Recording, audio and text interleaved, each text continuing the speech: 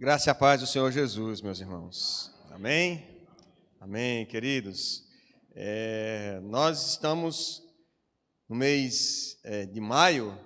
O mês de maio é o mês das mães, o mês da família.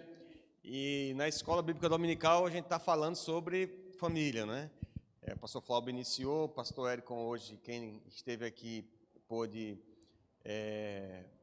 participar aqui da Escola Bíblica Dominical sobre maridos e mulheres, maridos e esposas, uma bênção, viu, pastor? Eu não falei com você no final, não, mas foi uma bênção, graças a Deus. Se você não viu, você já está convidado a entrar lá no nosso canal do YouTube e tarefa da semana, de ver lá, assistir a aula de hoje.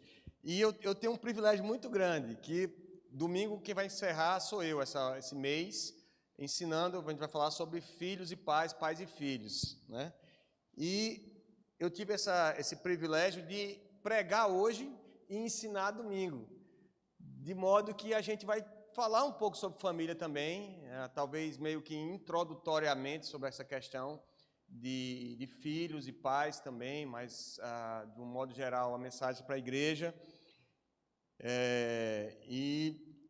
Gostaria de convidar toda a igreja e o pessoal que está em casa acompanhando, ou que está nos acompanhando pela internet, para abrir a sua Bíblia no livro de 2 Reis, capítulo 20. Nós vamos ler só um verso. Eu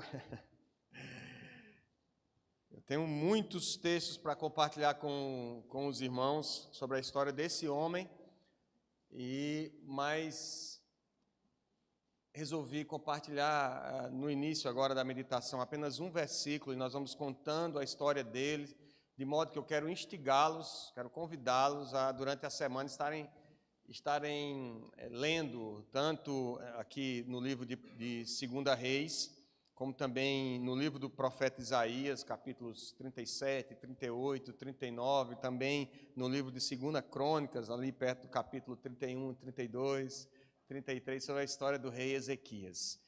Diz assim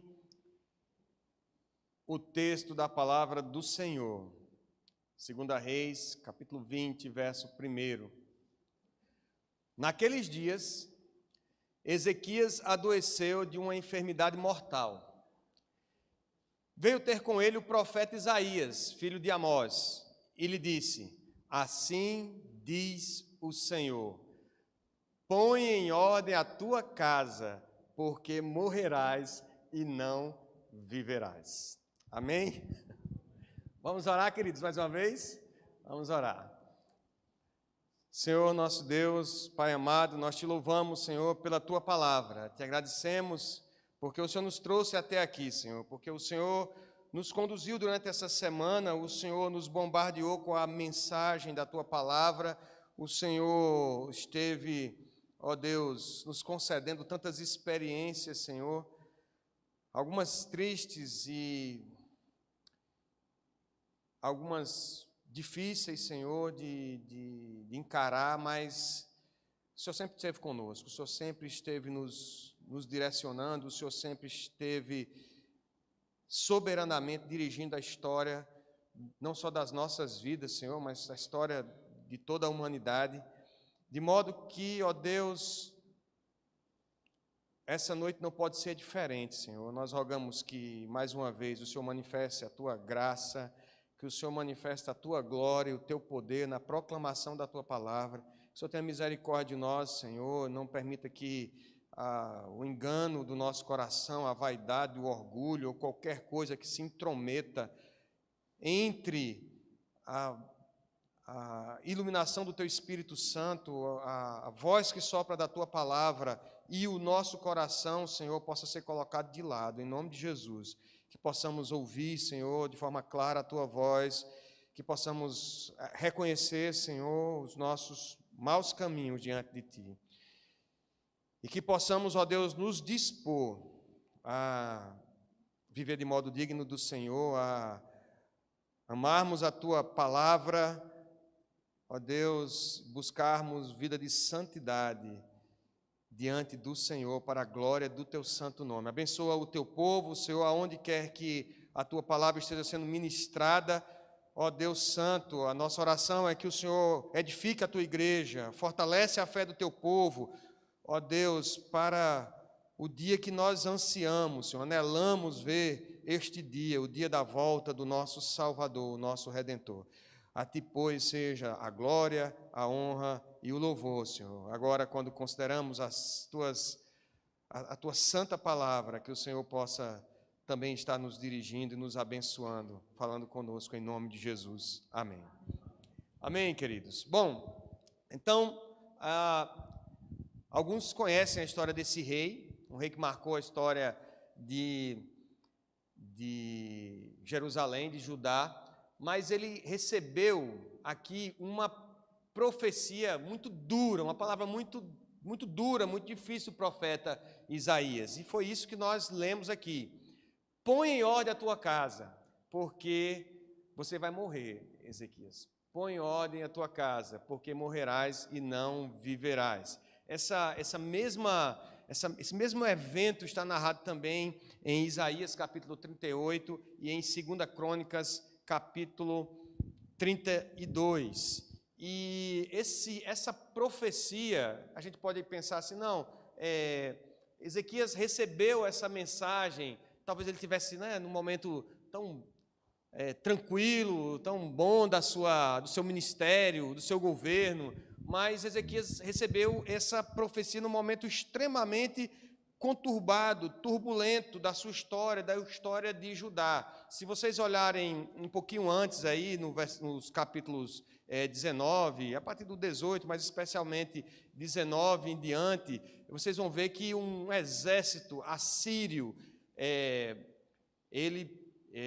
os assírios já tinham destruído Israel e Samaria, no império de Salmaneser, lá na Síria, e agora sobre a direção de Rabsaque, ele avança contra os domínios de Judá.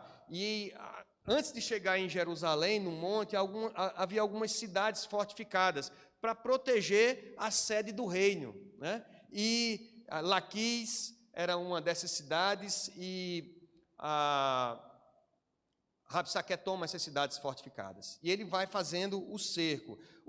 As guerras, diferentemente de hoje, assim, que a gente, tem essa visão das guerras, dos mísseis sendo lançados à distância, e aquela coisa hoje muito até hollywoodiana, né, que a gente vê das guerras e tal. As guerras, as estratégias normalmente na guerra, num local como Jerusalém, por exemplo, era cercar, e foi isso que foi feito lá no Reino do Norte, lá em Israel, cercou-se Samaria, e depois de 3 anos foi destruído o reino. E se fazia a mesma coisa, se conquistava as cidades que serviam de proteção e se cercava, e depois aquela população ia fraquejando por falta d'água, por falta de comida, e ou se entregavam, ou no momento da maior fraqueza, então a cidade era tomada. E nesse ínterim aí, porque quando o autor, tanto de 2 Reis como de Crônicas,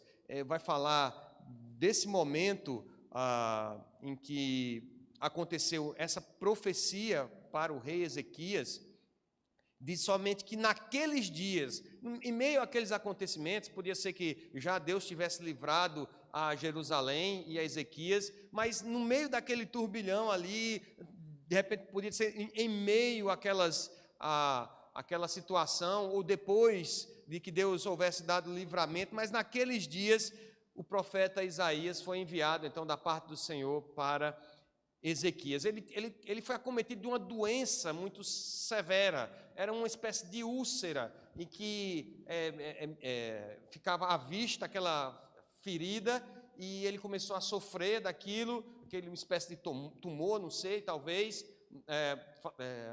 a Bíblia trata como uma úlcera, e o profeta Isaías, ele funcionava meio que como um conselheiro real, né? E ele foi então enviado para lá, de repente, para trazer alguma palavra de conforto, de consolo para o rei. E a palavra que ele tinha para o rei foi: põe em ordem a tua casa. Põe em ordem a tua casa, porque você não vai sobreviver, você vai morrer. E a história, de fato, ela caminha para um outro tipo de desfecho, no momento em que Isaías sai da presença de Ezequias, do rei Ezequias. Diz o versículo 2 que Ezequias vira com o rosto para a parede e ora ao Senhor, ele clama ao Senhor, ele intercede a Deus, suplica ao Senhor pela sua misericórdia, diante de tudo que Deus tinha feito através do próprio Ezequias. A gente vai ver que Ezequias é um rei conhecido em Jerusalém pelo que ele fez, as obras que ele tinha feito, não somente do ponto de vista administrativo, né, de questões infraestruturais para Jerusalém, mas também do ponto de vista eclesiástico, do ponto de vista de restauração do templo, da ordem do templo. E ele ora ao Senhor, e o Senhor manda Isaías voltar do meio do caminho e dizer assim: olha, Ezequias, o Senhor ouviu tua oração, e de modo que você não vai morrer agora não, Deus vai lhe dar mais 15 anos, diz o versículo 6, acrescentarei aos teus dias 15 anos, e das mãos do rei da Síria te livrarei, a ti e a esta cidade, e defenderei esta cidade por amor de mim, e por amor de Davi, meu servo. E aí ele passa aí um remédio, uma pasta de figos, em que ele começa a usar, e ele é curado e tem essa sobrevida de mais 15 anos. Mas me chama a atenção aqui essa palavra tão forte que o profeta traz para Ezequias: põe em ordem a tua casa. E como essa palavra é oportuna para nós hoje, e especialmente no mês que nós estamos falando sobre família, e quando nós começamos a falar sobre filhos, é que a gente vai ver um pouco sobre a história do filho que sucede a Ezequias no trono. Era importante para que Ezequias ouvisse aquela palavra ali, como é importante para nós hoje colocar em ordem a nossa casa, pôr em ordem a nossa casa. É óbvio que, no sentido literal aqui do texto, pôr em ordem a casa não era, de fato, pregar a palavra, falar do amor do Senhor para os seus, até porque provavelmente Ezequias, ele nem filho tivesse ainda. Ezequias começa o seu reinado com 25 anos, e aqui tem se passado uns 14 anos, se eu não me engano, quando aconteceu toda essa situação com Rabsaque e com o reino da Síria, e a gente só vai ver a história, o filho que sucede a Ezequias é Manassés, e ele assume o reinado com 12 anos de idade. Quer dizer, então, que nesse momento, se você fizer as continhas, né, a matemática, nesse período aqui, Manassés não havia nascido. O filho mais velho, o filho que assumiu o trono, não era nascido ainda. Mas a palavra aqui, e o sentido literal da palavra é assim: Ezequias, cuida da tua sucessão, prepara o teu sucessor do trono, prepara o sucessor do trono de Jerusalém, porque você vai morrer. Esse é o sentido literal de põe em ordem a tua casa, prepara o teu sucessor, o sucessor do trono de Jerusalém, o sucessor do trono de Judá. Mas, para nós, e aqui trazendo muito do aspecto de aplicação, como é que nós podemos pôr em ordem a nossa casa? Como aprender com Ezequias, com seus erros e acertos, talvez, como pôr em ordem a nossa casa? Uma primeira lição, uma primeira motivo, talvez, para que Ezequias escute essa palavra do profeta, é que parece que a família de Ezequias a família do rei parece ser sua última preocupação. Ezequias é um homem que tem feito grandes realizações no meio de Jerusalém, no meio do povo, no meio de Judá, mas ele parece não ter se preocupado com a sua descendência. Continuando o texto do capítulo 20, os versos 12 até o verso 19, vão tratar de uma visita da embaixada da Babilônia. Reinava Merodach-Baladã, ele enviou um grupo lá, uma embaixada, porque houve toda uma situação nessa cura de Ezequias, essa cura milagrosa. Deus deu um sinal para Ezequias de que ele seria curado. E não sei se vocês lembram, mas o sinal foi que o sol, o dia ele retardou algum período, o sol retardou 10 graus, e isso foi notado pelos outros povos, de modo que aquele milagre se tornou notório, e a Babilônia mandou então uma embaixada para saber como é que foi aquilo, o que é que aconteceu, pensando talvez de modo estratégico, de uma aliança estratégica com aquele povo, Ezequias abre todo o seu reino para que os babilônios conhecessem. Não somente fala da sua saúde, não somente fala do templo, mas toda a riqueza e tudo o que ele tinha feito. Ele abre totalmente as portas do seu reino para aquela comitiva, está aí nos versículos 12 em diante. De modo que o profeta Isaías vai ter com Ezequias e vai dizer: o que foi que você mostrou para esse pessoal? E Ezequias parece que já quase que arrependido, caindo em si, ele diz, viram, versículo 15, respondeu Ezequias: viram tudo quanto há em minha casa, coisa nenhuma há nos meus tesouros que eu não lhes mostrasse. Isaías traz uma outra palavra. Isaías era um profeta de palavra dura, não é? Ele traz outra palavra dura. Ele agora profetiza sobre a vinda dos babilônios e a destruição de Jerusalém e o exílio do povo agora na Babilônia. E Isaías começa a dizer a Ezequias, versículo 16: ouve a palavra do Senhor: eis que virão dias em que tudo quanto houver em tua casa, com quem tesouraram teus pais até o dia de hoje, será levado para a Babilônia. Não ficará coisa alguma, disse o Senhor. Dos teus próprios filhos que tu gerares, tomarão, para que sejam eunucos no palácio do rei da Babilônia. Parece que Ezequias não tinha filho ainda. Nessa altura do campeonato, ele já tinha até sido confrontado pela palavra do Senhor para que ele pusesse em ordem, pensasse na sucessão do trono, mas ele não está preocupado com a família. Tem tantas coisas para fazer ali no reino, tantas obras de arquitetura, tantas necessidades do povo, tantas realizações, tantos desafios na administração do reino, de modo que Manassés vai nascer depois, então, e assumir o trono apenas com 12 anos, como eu falei, com a morte do rei Ezequias. Ezequias realizou uma das Páscoas históricas para Israel, para Judá. Desde os tempos de Davi e Salomão, nunca se houve uma Páscoa daquela. Ele foi gigantesco, foi uma disposição que Ezequias teve de buscar ao Senhor e colocar todo o povo para adorar e celebrar ao Senhor. E tantos compromissos também eclesiásticos, a restauração da ordem no templo. Se a gente for olhar lá no livro de 2 Crônicas, a gente vai ver como Ezequias era proativo. Ele, assim que ele assume o trono, ele vai logo organizando as coisas no templo. Ele entende que deve buscar, diferentemente dos seus pais, que estavam ali já pagando tributo para os assírios e haviam se desviado do Senhor. Ele entende que devia buscar ao Senhor, e ele restaura as portas do templo, ele restaura a adoração ao Deus de Judá. Ele põe ordem para os sacerdotes, os levitas trabalharem, ele organiza as coisas. Então está muito ocupado com toda a situação também do templo ali.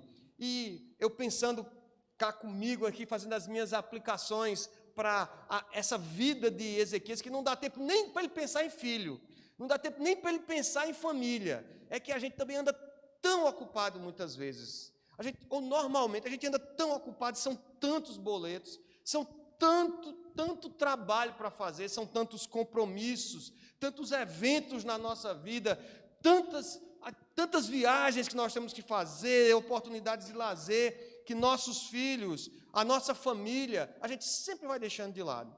Sempre a última coisa que a gente pensa é a nossa família, fica sempre por último. Gálatas 6:10, o apóstolo Paulo, ele traz um princípio muito interessante acerca das nossas ações, de como nós devemos agir. Ele diz que nós devemos fazer o bem a todos, mas prioritariamente, principalmente, aos da família da fé. A família, ela tem uma prioridade nas nossas ações. E muitas vezes, meus irmãos, nós temos que agir contra a nossa própria natureza. Porque a nossa preocupação natural, quando a gente acorda, quando a gente entra na rotina, é de se preocupar realmente com a comida, com a bebida, com a casa, com a viagem, com o sustento. Essa semana eu estava conversando com um colega no trabalho, semana passada, eu estava conversando com um colega no trabalho, e ele me fez eu pensei logo numa dinâmica, que é muito simples. Se você pudesse, não precisa fechar os olhos não, mas se você pudesse lembrar de um momento especial na sua vida, um momento especial em família, de preferência, se você pudesse se lembrar, memorizar agora, trazer para a sua memória, eu tenho certeza que dificilmente você consegue lembrar nesse momento, com raríssimas exceções, eu sei, mas dificilmente você consegue se lembrar qual é a roupa que você estava vestido. Ou talvez o que você estava comendo naquele momento. Qual é o carro que você estava quando você chegou até aquele local, desse momento que lhe traz tanta recordação e tanta lembrança. Isso diz muito sobre a prioridade das nossas ações, sobre a forma como nós devemos pensar as nossas prioridades. Mas, infelizmente, a gente inverte tudo e a gente vive correndo e lutando e buscando estas coisas. Trabalhar mais e correr para que a gente tenha a melhor roupa, ou para a gente dê a melhor roupa para os filhos em casa, ou o melhor carro, ou a melhor comida, ou o melhor lazer, enquanto que nada dessas coisas é de fato que marca a nossa vida e a vida dos nossos filhos, e a vida dos nossos pais. É simplesmente a presença deles que marca a nossa vida. E aí eu estava lá vou dizer o nome da loja não, senão vou fazer propaganda aqui. A gente estava numa loja comprando um presente, um brinquedo, e para um aniversário lá de uma coleguinha de Elisa. E aí o dono da loja disse assim, olha, se vocês quiserem, a gente pode ir lá no condomínio, e a gente faz uma tarde lá. A gente faz muito isso, Dia das Mães, Dia dos Pais. Eu levo 150 jogos, e levo 2 monitores, e fico os pais com as crianças jogando, porque os pais, ele dizendo para mim, olha só se não era para eu pregar sobre isso, ele dizendo, porque a gente pensa que os filhos querem os maiores brinquedos, ele é o dono da loja dizendo, a gente pensa que os filhos querem os melhores brinquedos, mas o que eles querem é tão somente ter um tempinho com a mãe, passar a tarde com a mãe ou com o pai jogando, e a gente dá essa oportunidade para eles, de estar jogando ali, passar a tarde jogando, ter a atenção do pai e da mãe jogando ali. É lógico que eu podia também discorrer sobre um outro assunto aqui, que talvez eu discorra domingo que vem, que é sobre a hora de ter filhos. Perceba que Ezequias demorou muito para ter filhos, e a gente podia começar a teologizar um pouco sobre isso também, em termos de aplicação, qual o momento certo de ter filhos, e é óbvio que ninguém vai ignorar a necessidade de um bom planejamento, mas a igreja do Senhor tem feito coro com o mundo acerca da quantidade de filhos que você pode ter dentro de um lar e acerca do momento que é para ter os filhos. O nosso discurso, a nossa palavra é exatamente igual à do mundo. Não, olha, quando eu me formar, quando eu tiver o meu trabalho, quando eu tiver o meu carro, a minha casa, aí eu passo uns 3 anos viajando, depois sim, eu espero mais um pouco para poder ter o filho. É exatamente o que o mundo diz. E eu acho que Ezequias estava meio nessa. O rei Ezequias, não, tem tanta coisa para fazer, olha, quando eu terminar de ajeitar o templo, ou quando tu estiver organizando, não, quando o Rabsaque sair da minha cola, não, quando eu melhorar dessa doença, aí eu vou pensar em filhos. A gente vai falar mais sobre isso. Aí já é propaganda para domingo de manhã, viu? A gente vai falar mais sobre isso na escola dominical. Mas, queridos, o fato é que nós precisamos priorizar a família. Nós não podemos fazer como Ezequias, onde a família, os filhos, são a sua última preocupação. Vamos pôr em ordem nossa casa. Segundo, meus irmãos, mais do que uma história de piedade, nós precisamos de uma disposição contínua de santidade. A gente... vou convidar vocês a abrirem a sua Bíblia em 2 Crônicas. A gente vai só folhear, não vou ler todos os textos, mas eu abri Isaías, 2 Crônicas.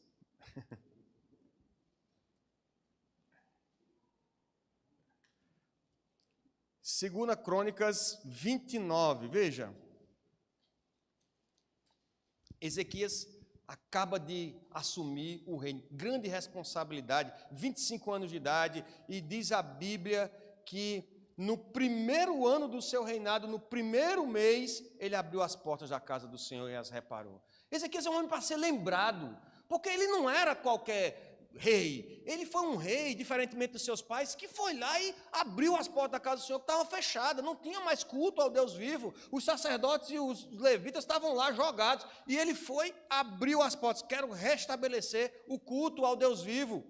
O capítulo 29 é falando dessa empreitada de Ezequias, de levar todo o povo nesse sentido de adoração. Capítulo 30, ele, para marcar esse início de adoração, ele celebra a Páscoa, quase que uma referência à saída do povo lá do Egito. No primeiro mês do primeiro ano, o povo celebrou a Páscoa. Aqui, ele, extraordinariamente, na história do povo de Israel, na história do povo de Judá, eles comemoram no segundo mês do ano, porque a situação não permitiu que eles conseguissem recuperar o templo e fazer a Páscoa no primeiro mês, mas fazem no segundo, mas fazem uma tremenda Páscoa. Tem, no finalzinho do capítulo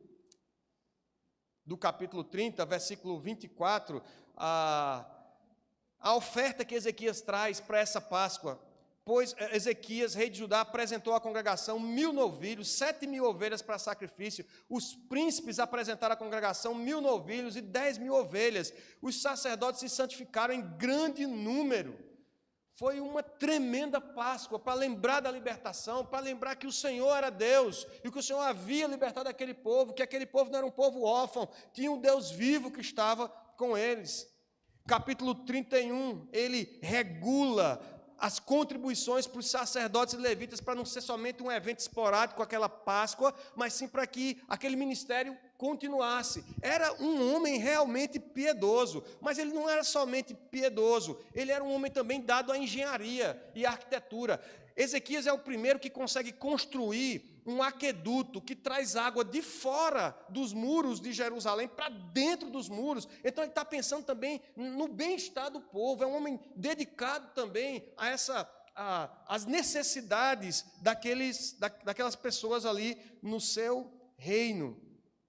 E ele é mais ousado. O texto de 2 Crônicas, 2 Reis que nós lemos, diz que ele para de pagar o tributo ao rei da Síria, que Acaz, seu pai, pagava. Ele parou, não tem por que a gente pagar tributo, esse rei incircunciso aí, vamos parar de pagar. Ele para de pagar os tributos aos assírios. Então, o Senaqueribe e Rabsaque, né, o comandante do exército assírio, vem contra ele, e Deus faz uma obra extraordinária, porque ele veste pano de saco, se humilha diante do Senhor, é um homem piedoso, é um homem de fé, ele busca ao Senhor, e o profeta vai dizer a ele, olha, não se preocupe, Deus disse que Rabsaque não vai entrar aqui, Senaqueribe vai escutar um rumor lá onde ele está, e ele vai voltar, e ele não vai passar pela porta dos muros de Jerusalém. E de fato Deus dá grande livramento, o rei da Etiópia começa a batalhar com ele lá no canto onde ele está, lá nas cidades onde ele está, e ele volta, apesar de ter ouvido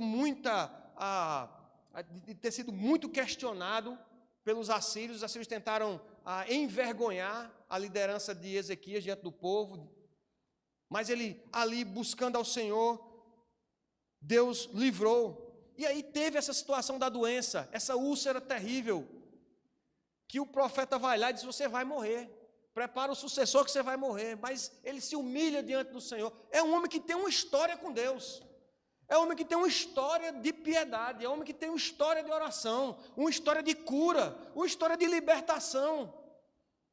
Tem história para contar, tem testemunho para contar esse rei Ezequias. E Deus vai lá e cura ele da úlcera, dá mais 15 anos para ele. Só depois disso, então, nasce Manassés. Manassés, como ele começa a reinar com 12 anos, que é quando Ezequias morre, ele pega somente a fase depois que tudo isso aconteceu. Depois da doença e da cura, depois do cerco de Senaqueribe e Rabsaque, depois de tudo isso, do cerco dos assírios, depois de tudo. Talvez Manassés tenha simplesmente ouvido falar de todas essas vitórias e da intervenção de Deus no meio do povo de Judá. Mas ele não vivenciou. Ele vivenciou já uma outra fase, talvez uma fase de orgulho, quando a embaixada da Babilônia chega para o rei Ezequias e ele abre totalmente as portas. Deus fala para Ezequias, enquanto ele tinha sido orgulhoso. A gente vai falar um pouco sobre isso, sobre essa coisa da gente se sentir reconhecido, valorizado.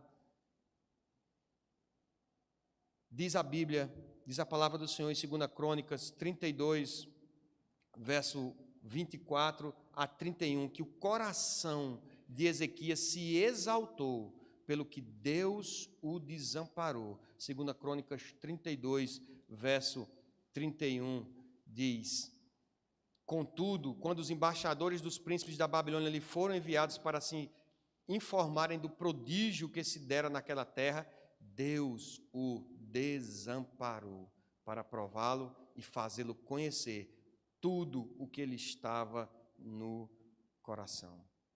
E aí foi nessa fase que Manassés nasceu. Uma fase talvez do orgulho, da soberba. Era um homem de Deus? Foi, de fato, um homem de Deus. Seus filhos foram santos e fiéis?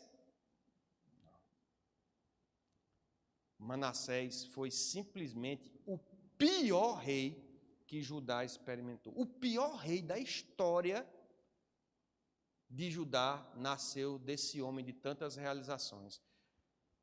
Rapidamente, no capítulo 33 de Crônicas, o autor vai descrever um pouco do que Manassés fez. Versículo 3 em diante.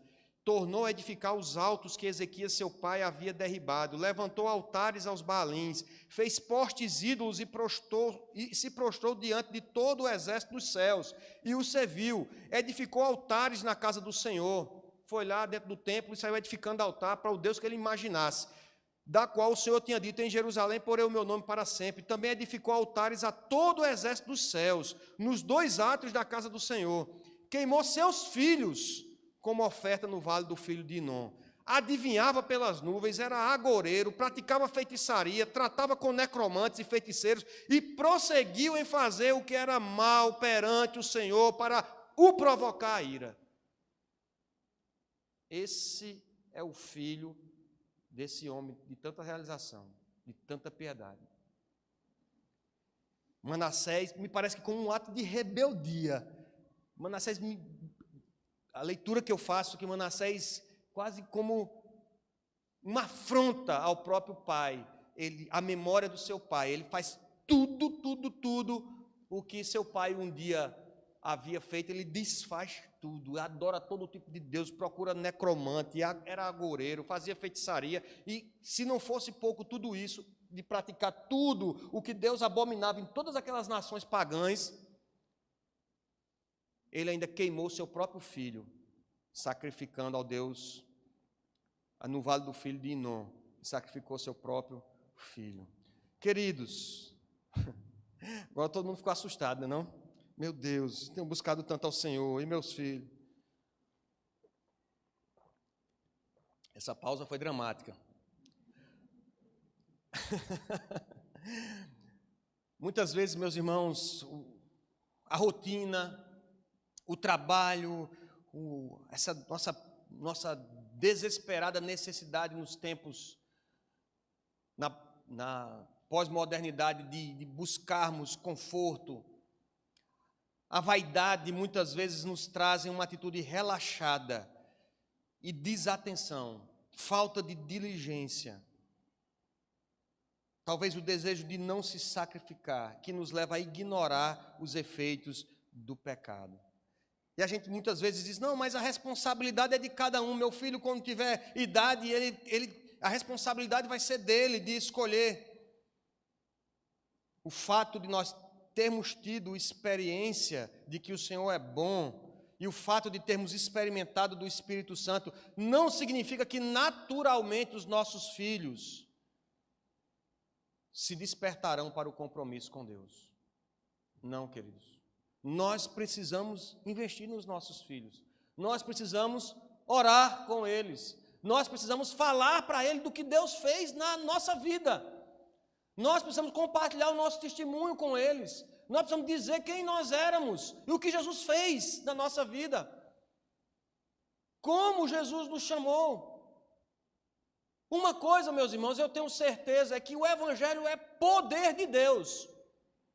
O Evangelho é poder de Deus para a salvação de todo aquele que crê.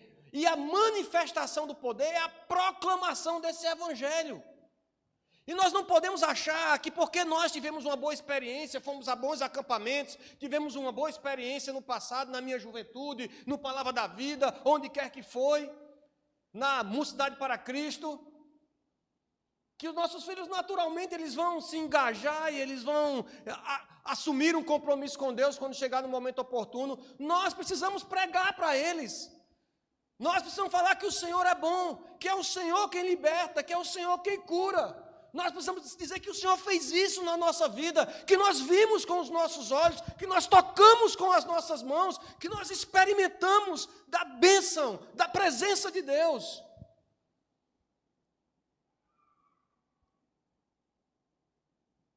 E obviamente que eu não quero deixar ninguém assustado aqui, dizer, meu Deus do céu, e agora?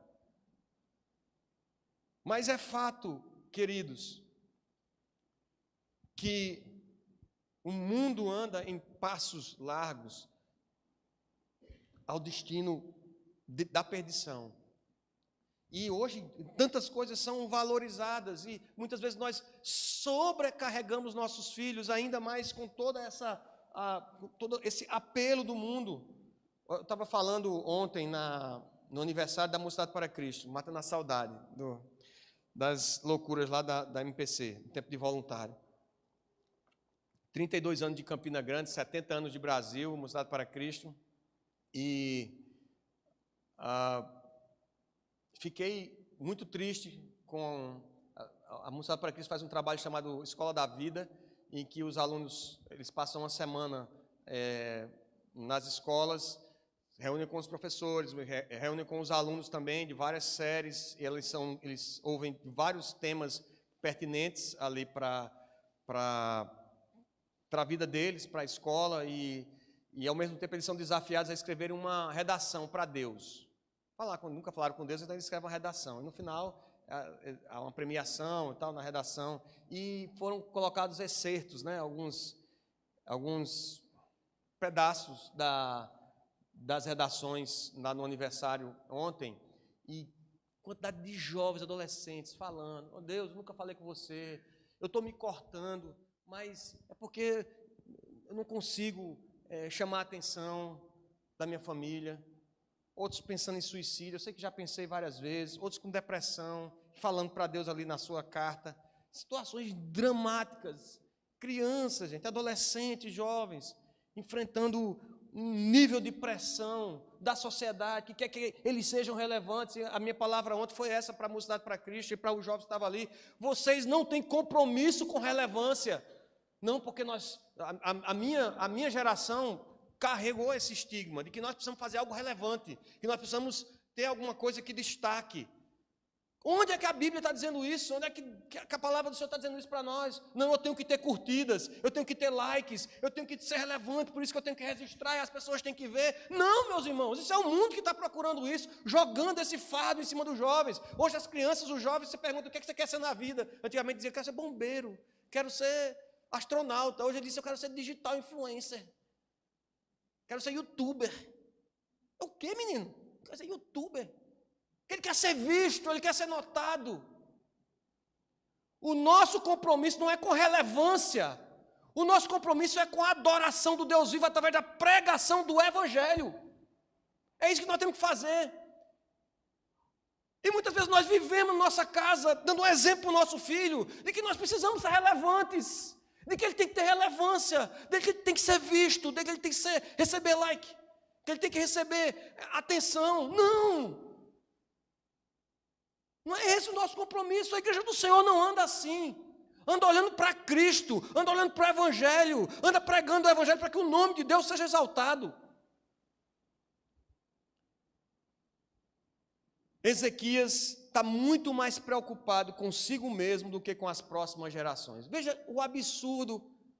Eu não posso julgar Ezequias, mas veja aonde Ezequias chega com a sua postura. A embaixada da Babilônia vem, lá da parte de Merodach Baladã, e Ezequias pensando nessa aliança estratégica. É tão bom quando a gente é reconhecido, não é verdade? Alguém chega e diz assim, rapaz, tu faz um trabalho, só tu faz esse trabalho. Esses dias eu fiz um trabalho lá de auditoria nos pátios da polícia, aí meu chefe mandou o áudiozinho para mim, rapaz, obrigado, é bom, a gente enche o peito, fica todo orgulhoso de si mesmo, né? Só o chefe falando, não, ele ajeitando para poder fazer da outra vez, né?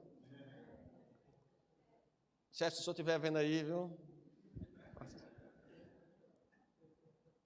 Mas a gente gosta. E quando é uma autoridade, quando é o governador, o prefeito, diretor da escola, reitor da universidade, chega e olha, parabéns pelo seu trabalho. Você fica todo orgulhoso.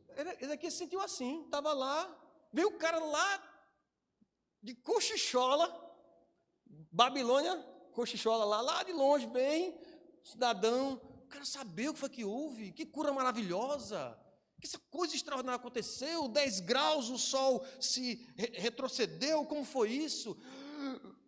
Ezequias encheu o peito, olha, está tudo aí, estava orgulhoso, cheio de vaidade, coração se encheu de vaidade e soberba. E aí o profeta vai lá e diz para ele o que é que vai acontecer com todo o povo quando a Babilônia vier. E olha o que é que Ezequias diz, lá no final do capítulo 20, lá de 2 Reis, que nós lemos no começo. Diz assim, Isaías já tem falado de que realmente até os filhos dele, olha, versículo 18, dos teus próprios filhos que tu gerares, tomarão, para que sejam eunucos no palácio do rei da Babilônia. Aí o que é que Ezequias disse? Diferentemente das outras vezes, da doença, em que ele se volta para orar, se humilhar, se arrepender, então disse Ezequias a Isaías, boa é a palavra do Senhor que disseste. Como assim, Ezequias? Boa essa palavra? Os babilônios vêm, vão levar tudo, destruir a cidade, levar os teus filhos.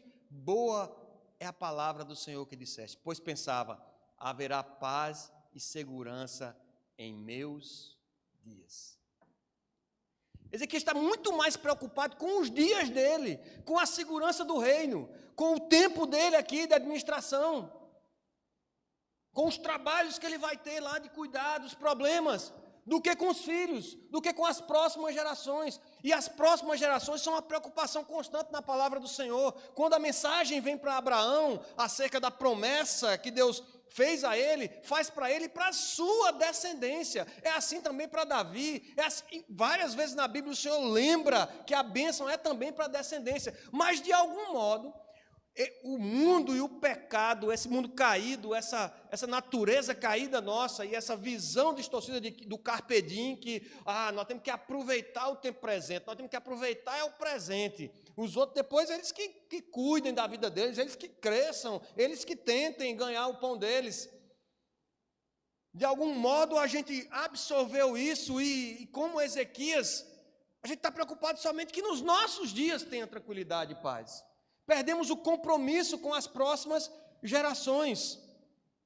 Manassés, o filho de Ezequias, influenciou muito mais a realidade das futuras gerações de Judá com o seu pecado do que Ezequias com a sua piedade. Se vocês virem um pouquinho mais à frente, 2 Reis, capítulo 23, verso 25 ao 27, o autor do livro de Reis vai dizer que, falando de Josias, que foi um outro rei também extraordinário no meio de Judá, mas ele diz assim, antes dele não houve rei que lhe fosse semelhante, que se convertesse ao Senhor de todo o seu coração, falando de Josias.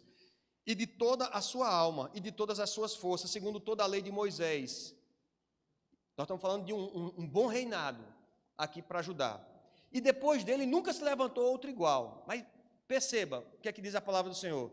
Nada obstante, o Senhor não desistiu do furor da sua grande ira com que ardia contra Judá, por todas as provocações com que Manassés o tinha irritado.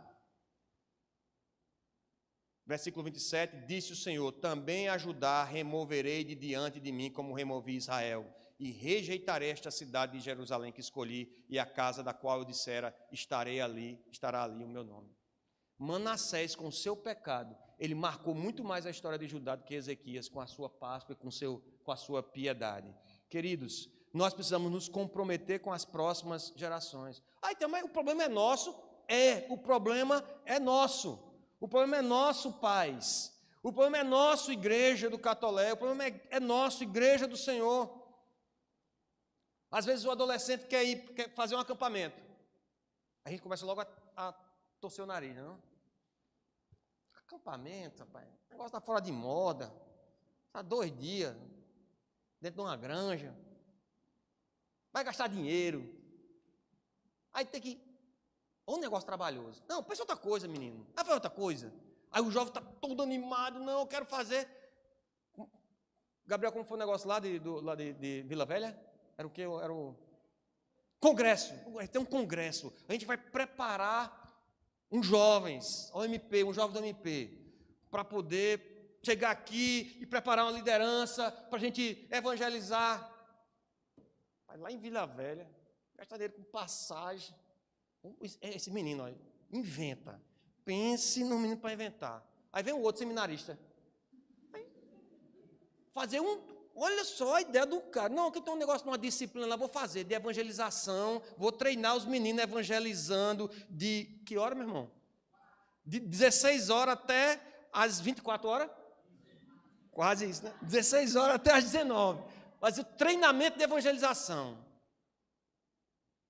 Aí você não dá nem um empurrãozinho para o seu filho ir. Você diz assim, eita, 3 horas. Meu amigo, 3 horas ouvindo André falar sobre evangelização. Ai, meu Jesus do céu.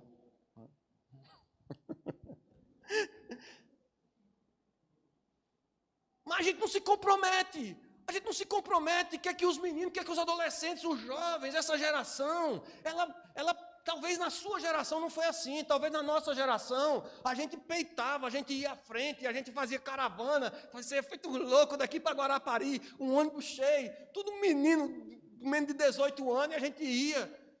Mas tinha pai mais maluco ainda que deixava a gente ir, todo mundo junto. Não é não, bem? Talvez no tempo da gente foi assim, mas nós precisamos nos comprometer com a próxima geração. O problema é nosso. Nós temos que empurrar esses meninos e colocar na cabeça deles, dizer que eles precisam amar a Jesus, que eles precisam amar a palavra do Senhor, que eles precisam amar a evangelização, que eles precisam resgatar esses jovens que estão na escola se cortando, se drogando, fumando, bebendo. Eles precisam pregar a palavra do Senhor.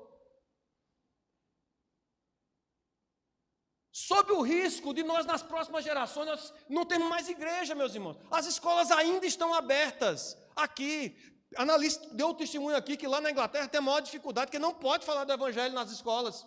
No Brasil a gente pode falar ainda, então motive seu filho para pregar na escola. Empurre ele para fazer um clubinho bíblico. Mande ele para o treinamento de evangelização, para ele saber o que é que ele vai falar. Vai ter EBF, bota ele para trabalhar na EBF, mas ele não sabe fazer nada, vai e faz nada na EBF, vai lá e fica fazendo nada lá com todo mundo. Nós precisamos nos comprometer com essa geração e com as próximas gerações. Sabe o que aconteceu na Europa? Nós tivemos ícones na Europa da teologia reformada, ícones da igreja reformada. O princípio do presbiterianismo começa com John Knox na Escócia. Nós tivemos nomes na Inglaterra. Nós tivemos John Wesley. Nós tivemos Charles Spurgeon no século XIX, príncipe dos pregadores. Vá na Inglaterra agora. Vá na Escócia. Vá na Holanda. De Abraham Kuyper, que a gente já falou aqui, o pai do neocalvinismo. igrejas se transformando em pontos turísticos, mesquitas, porque as próximas gerações não compraram a ideia e nós não nos comprometemos com ela.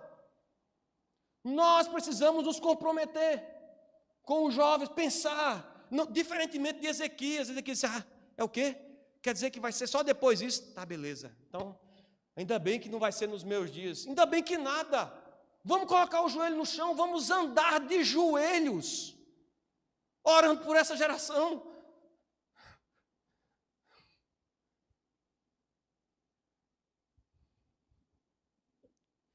Oxalá que Deus nos conceda a bênção de termos netos missionários, netos pastores,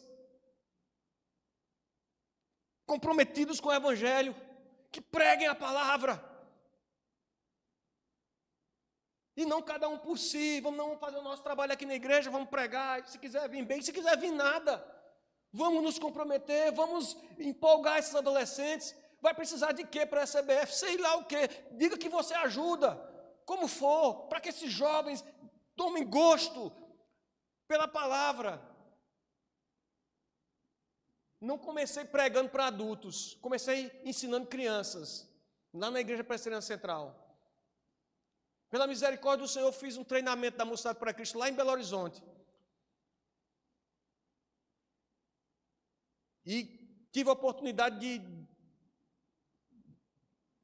de buscar esse caminho da pregação, do ensino da palavra, como parte importante do ministério. Mas teve sempre gente que investiu, gente que pagou minha passagem, que eu não tinha condição de ir.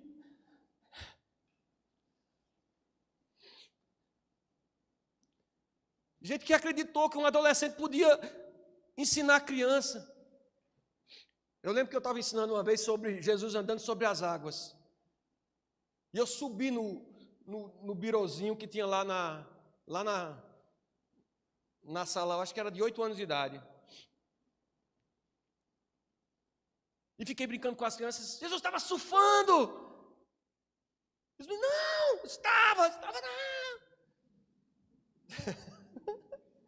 Teve alguém que disse assim, rapaz, esse menino fala tanta bobagem, mas é melhor ele aqui pregando para essas crianças. Nós precisamos nos comprometer com as próximas gerações, não é problema só delas, é problema delas também. Cada uma na idade da razão vai ter que tomar a sua decisão, vai ter que tomar o seu compromisso, vai ter que assumir a sua parte também na responsabilidade no reino, mas nós como igreja, como família, como pais, precisamos investir nos nossos filhos. Se não quisermos nos tornar como um mundo velho, a Europa, precisamos dobrar os nossos joelhos e entender que o problema é nosso também. Por fim, meus irmãos, a tentação, tanto nas angústias e dificuldades, como no conforto e na estabilidade. Nós, muitas vezes, pensamos, lê do engano, que nós somos tentados apenas quando a gente está passando por angústia, apenas quando a gente está passando por privação, por dor. E é verdade que nós somos tentados nesses momentos também. Quando a gente está no aperto e tal, a gente é tentado. E muitas vezes, quando somos provados na angústia, na dor, a gente faz exatamente o contrário, Aquilo que aqueles jovens estavam ali nas suas cartas deixadas lá na MPC, estavam fazendo. Muitas vezes dão as costas para o Senhor e procuram resolver da sua forma o problema. Não é assim que às vezes a gente faz quando a gente está passando por problema, necessidade. Em vez de a gente buscar mais o Senhor, em vez de a gente se lançar aos pés da cruz, a gente diz, não, agora eu não tenho condição de ir para a igreja, que eu estou sem condição, estou sem cabeça. Não, na reunião de oração, não dá não, que eu estou passando por um momento muito difícil.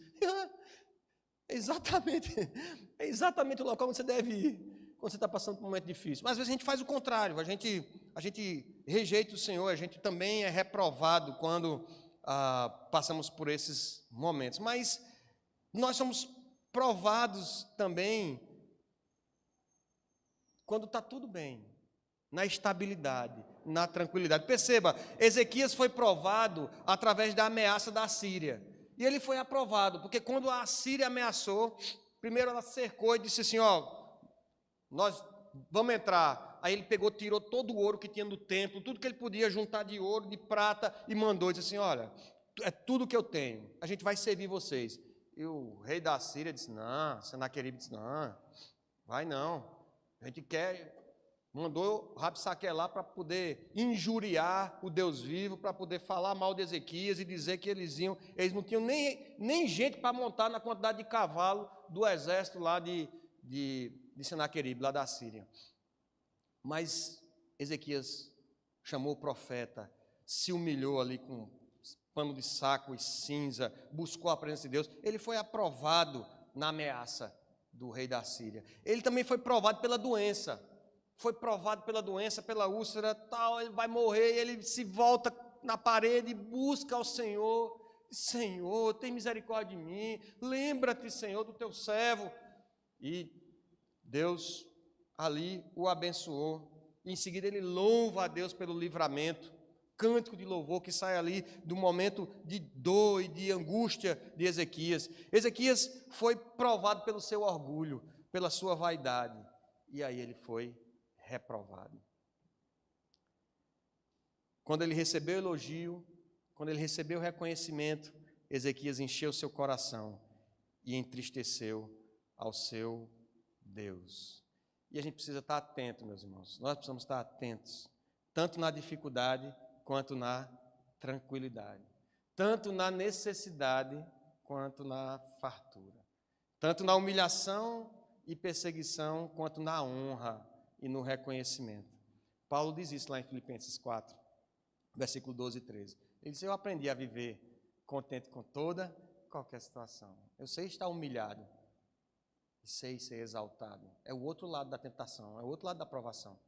Ser exaltado também prova o nosso coração. Sei estar na necessidade, como também ter experiência de abundância. A abundância também traz provação para nós. Cuidado, aquele que pensa estar em pé, veja que não caia. 1 Coríntios 10, 12. Quando a gente pensa que, agora eu estou bem, as contas estão em dia, está tranquilo agora, estou na minha casa, estou no meu carro, os meninos estão bem com saúde, agora está tranquilo. Quando você pensa que está em pé, veja que não caia. Pastor Heber Campos Júnior, orando certa vez, disse uma frase que me chamou muita atenção. Ele disse assim, nosso chamado não é um chamado para conforto. Nós queremos santidade. Deus não chamou ninguém para uma situação de conforto. É bom viver conforto, né? Estou pregando aqui, não, mas você tem sua casa, não sei o quê. É bom experimentar conforto. Mas nós não fomos o chamado que Jesus fez para nós, não foi isso. Lembra que ele não prometeu para a gente um caminho sem turbulência. Ele não prometeu, vocês vai ser tranquilo, vocês vão ter de tudo, não vão ter problema, não vão passar por tribulação, não vão passar por aflição. Ele disse, no mundo tereis aflições, mas tenham bom ânimo, eu venci o mundo. Jesus não garantiu para a gente um caminho tranquilo. Ele garantiu para a gente uma chegada segura. Porto seguro, novos céus, nova terra, onde habita a justiça, onde não haverá mais lágrima nem dor. É isso que nós esperamos, sermos mais parecidos com Cristo a cada dia, com o sacrifício que isso tiver embutido, sermos mais parecidos com Cristo. E aí, meus irmãos, vamos pôr em ordem nossa casa? Você quer pôr em ordem a sua casa? Então, não confie apenas na experiência que você teve com Jesus, na experiência passada. Procure priorizar a sua família. Vamos abraçar a responsabilidade com as próximas gerações. Vamos valorizar o trabalho da UPA, do jovem, da MPC, investir nesse trabalho. Que ontem, quando eles começaram a falar e dar o testemunho, eu disse, meu Deus, o que é que eu estou fazendo aqui? Quem tinha que pregar era eles, não era eu não. Falando do testemunho na escola, o que tinha passado, e tinha orado por isso, e menino que estava em situação de risco e de vulnerabilidade, e chega lá, e tinha lá uma das meninas, numa dessas escolas, estava cantando já na bandinha, eu disse, meu pai do céu. Vamos assumir a nossa responsabilidade, a nossa parte, com compromisso com as próximas gerações, para que esses jovens e adolescentes possam amar a palavra do Senhor, o Evangelho, a proclamação desse Evangelho. E cuidado, queridos, cuidado, sejam sempre vigilantes. Quem pensa que está em pé, veja que não caia. Vamos orar ao Senhor? Vamos orar. Vamos colocar nossas vidas diante do Senhor, a nossa família.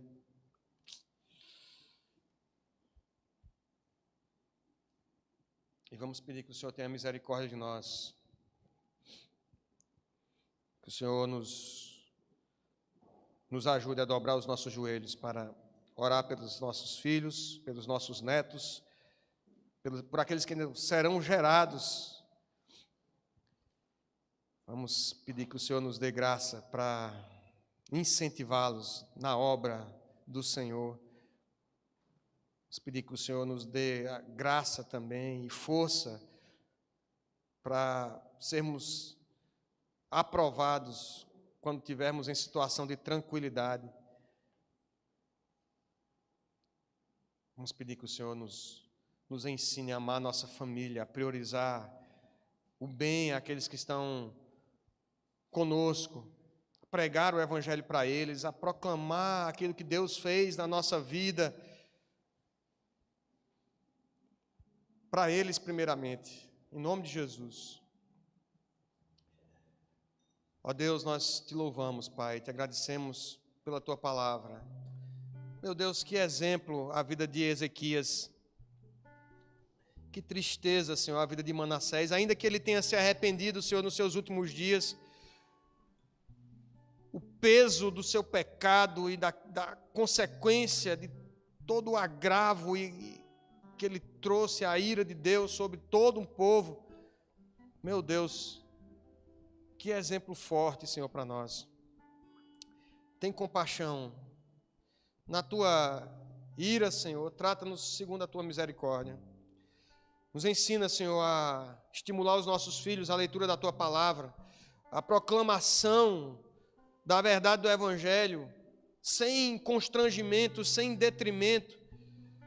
Ó Deus, que possamos estimular os adolescentes e jovens de nossa igreja, Senhor, a estarem envolvidos nessa obra, a pregarem a tua palavra, a experimentarem, a não desperdiçarem a oportunidade de experimentarem mais de ti, da tua vontade, proclamando o reino, não só aqui dentro das quatro paredes, não só em programações sociais, Senhor, mas em programações de proclamação do Evangelho, para a glória do teu nome, Senhor, para a glória do teu nome. Nos ajuda, Senhor, na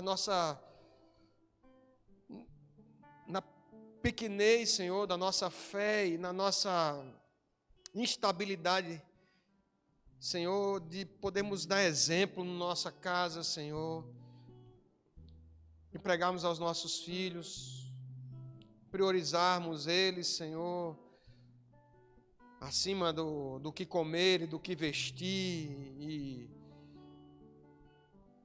da relevância que esse mundo tem pregado por aí, Senhor, que possamos proclamar de fato, Senhor, o teu amor, a tua palavra e o teu reino, até que Jesus volte. Recebe, Senhor, no teu cálice as nossas orações, as orações dos santos, e responde segundo a tua bondade e misericórdia. É assim que nós oramos, que a tua igreja ora e intercede, em nome de Jesus. Amém.